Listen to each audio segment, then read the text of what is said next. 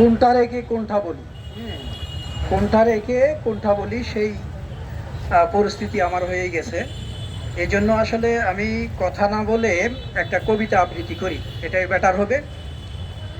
কবিতার নাম বিপ্লবের আবাহন, রচনাকাল 3 ডিসেম্বর 2024।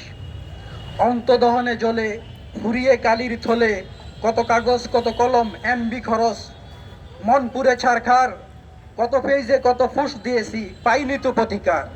বুঝেছে কি সমাজ পিতা, জেগেছে কি আপামর জন, হুজুগে মাতাল বৃদ্ধ আবাল, কই বিপ্লবের আবাহন। জেগে ঘুমায় বাংলাদেশি, পরশি করে চুরি, হিংসা আর পরনিন্দা নিয়ে আপনকে মারে ছুরি।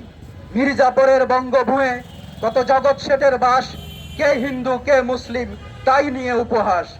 প্রতিদিন কত নতুন নতুন পথের পাঁচালী গল্প, সমাজ জুড়ে কত স্বপ্ন ভঙ্গ, আশার আলো দেখি অল্প। কাকে তুমি সাধু বলবে, সব ঘাটাতেই চেলা, রাঘব বোয়ালরা নিবৃতেই করে দেশ নিয়ে ছলাকলা।